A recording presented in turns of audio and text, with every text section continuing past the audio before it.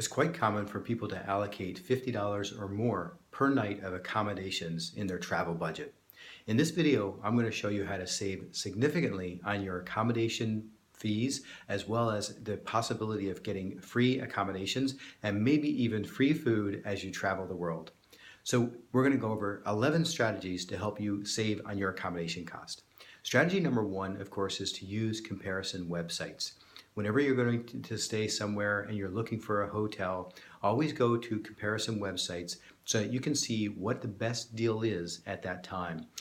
Different websites like Trivago, Expedia, you can even look at lastminute.com for some last minute bookings. But these websites allow you to see a whole array of hotels, different options in the area that you're going to stay in.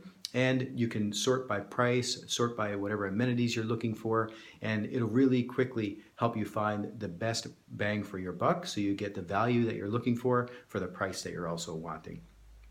Number two is go to the hotel sites directly. So once you have your top 2 or 3 hotels that you're considering booking through, consider going to that hotel website directly and see what they're offering. Maybe they have some type of a promotion that they haven't shared with the comparison websites.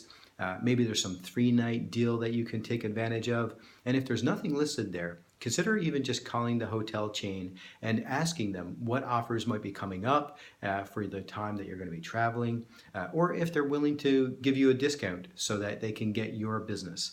So always, there's no harm to ask, and if you call directly and just ask the question, you may get the discount that you're looking for to, again, save on your accommodations. Number 3 is review sites.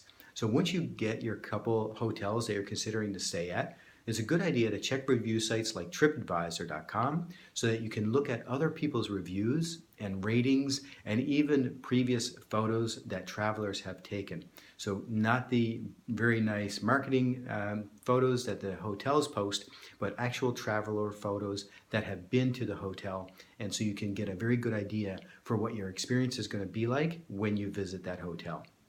So it's very good to check for review sites before you book. Number 4 is hostels and bed and breakfast. So this is also a really good idea to check. Usually they're quite a bit cheaper than hotels. They're most likely going to be friendlier as well. And quite often you can book them with a breakfast included, which again will save on your travel budget. So 2 different ones for bed and breakfast, you can go to breadandbreakfast.com. And for hostels, you can go to hostelworld.com. And these websites have inventories of all different properties all over the world. And the good thing with hostels is really good for solo travelers and also helps to be more social, and you meet a lot more people as you go through your journeys. So consider bed and breakfasts and hostels to also save money on your accommodations. Number 5 is your apartments and different vacation properties that you can rent by the week or longer. If you're going to stay somewhere for a week or more, it's a good idea to check into these properties. Quite often, you can save a fair bit of money as opposed to booking a hotel on a nightly basis by looking at these properties for booking for a week, 2 weeks, 3 weeks, however long you're planning to stay in the location that you're going. And these different websites are HomeAway and VRBO. You can Google those and just have a look at what's available there. And if you find a couple properties that you're really interested in, just call the owner directly and see if you can actually get a discount from what the website is offering. Quite often they'll offer a discount, and if not, you at the very least get to know the person you're going to be renting through, have some questions, maybe get some questions answered about the property if there's something specific that you'd like to know. Either way, it's a good idea if you can reach the owner to just have a conversation with them, let them know you're interested in their property, and just see if they're open to giving you some type of a discount. Again, you don't know if you don't ask.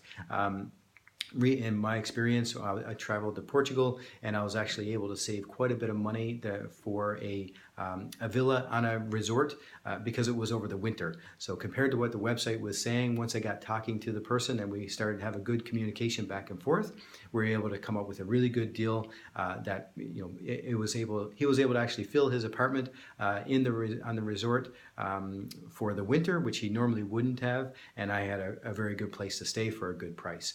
So check those places if you're going to stay somewhere for a week or longer. Number 6 is house swapping. So if you live in a desirable area of the world and you're open to sharing your home with somebody else, letting them come to visit, stay in your property and visit your town, your neighborhood, and have an experience there, then you can list your home on different websites like Home Exchange and Love Home Swap. Those are two different websites you can go and check on. Create a profile for your property, see what interest you get, have a look at other people's profile, and you can swap properties so that you can go on vacation together and just share each other's spaces. So you go to their home and embrace on their country and look at what they have to offer there and just enjoy that travel experience. And they get to come to your home and do the same in your country. So this is a great way to save a lot of money. You just get your accommodations for free pretty much. And you're able to share your experience of your home with somebody else and get to experience somebody else's home as you travel. And quite often you get into some nice properties and make some good friends with like-minded people. And this is something you can do year in, year out, is just swap with different people and to save on your cost dramatically for your accommodation. So house swapping is definitely something you want to look at. Number 7 is home sharing and room rentals. So instead of going to the hotels that are quite a bit more expensive, consider websites like Airbnb, Roomarama. Different ones like this will offer you people's homes, their spare bed, or maybe even their own entire home on a nightly basis or weekly basis. And you can save quite a bit as opposed to renting a hotel. So this is definitely a good experience, usually something to look into. It's one of my favorites, and these people can usually going to meet locals, and they're very excited to show you their area. So you get to know the top restaurants in the neighborhood, maybe what's happening, what events are going on in the neighborhood at the time, and just get a good experience of meeting local people and understanding the culture much deeper. And they're usually very excited to have you and just share their town and their city with you and their history. And so it just makes your experience so much richer. So consider places like Airbnb, Roomarama, those type of websites for home sharing so that you can rent a room or possibly a whole entire property. And on Airbnb, you can even rent tree houses, all types of different scenarios for a totally different experience if you're into that as well. Number 8 is house sitting. So believe it or not, there's people all over the world that travel for a week or a month, and they want someone to take care of their home while they're away. They feel much more comfortable knowing that there's somebody in their home looking after their place in case of any emergencies. They can be made aware of things that are happening and give some advice and call whoever needs to be called so that their home is taken care of and there's no surprises when they come back. Usually they may also have a pet or two that you can take care of, which they're going to be leaving at the home. So that's another reason they'd want to have somebody staying there. So house sitting is a very good way to get free accommodations and travel the world. And again, that's going to save you dramatically on your travel budget. And you can use different websites like Mind My House and also trustedhousesitters.com. Just create profiles on these websites. Usually they will have some type of a small membership fee to get on, but if you just get one assignment for a week, that membership fee is going to more than pay for itself, and it'll be well worth the investment of getting on that list and having access to getting all these house sitting gigs, so you can travel around the world and live for free for accommodations. And you get to experience a local neighborhood. You're not in a hotel environment, and just enrich your experience of your travels on a very good budget. Number 9 is couch surfing.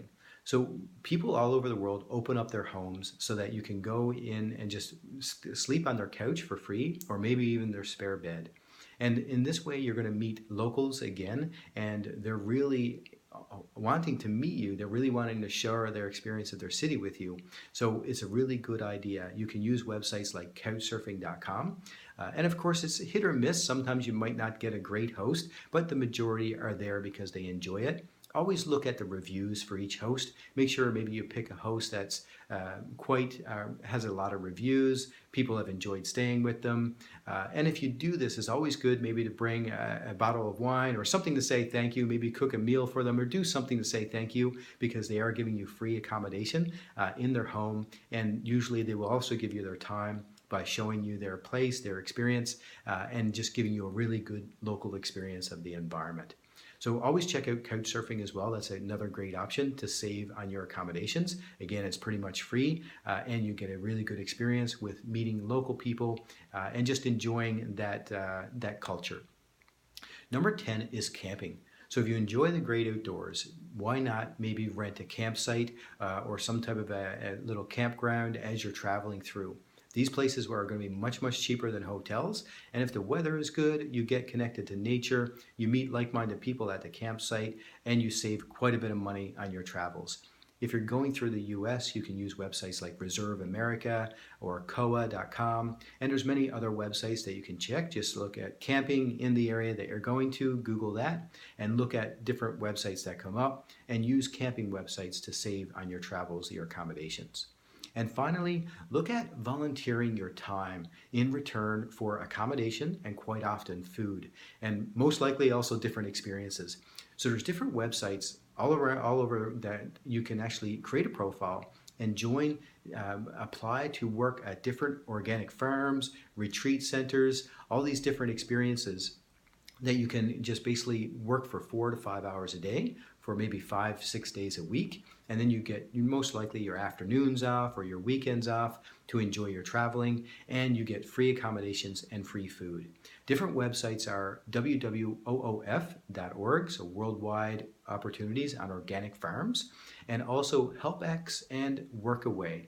And these websites are really, really good for finding people, farms, and retreat centers that will host you in return for a little bit of work, and you can even save on your food as well, so it makes your travels very, very inexpensive. I recently used this in the south of Portugal on a yoga and meditation retreat center and was able to spend a month there for free, just volunteering a couple hours a day, and I got to enjoy a pool, a sauna, meet new people, and just enjoy different experiences of yoga and meditation, and just really enjoy a whole different experience that would have been quite costly had I had to pay for that accommodations.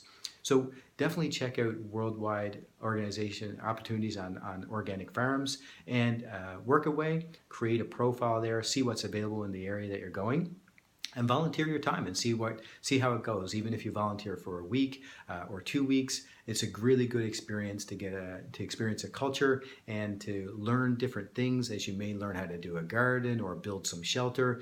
You get back to the community and you meet like-minded people that are also on a similar journey, enjoying travel and enjoying learning and being outdoors as well. So those are all really good options. So if you use any of these strategies, you can definitely save quite a bit of money on your accommodations and maybe even get it for totally free. There are people that have traveled for years and used Worldwide Organizations opportunities on farms and just went to farm after farm and just volunteered their time and just got to experience new cultures and learn skills as well and be outdoors and just embrace nature. So there's a lot of opportunities to save on accommodations. You don't have to spend $50 a night every time you go somewhere. You can definitely use any of these 11 strategies and save a lot of money and maybe even get your accommodations for free. So most importantly, enjoy the journey.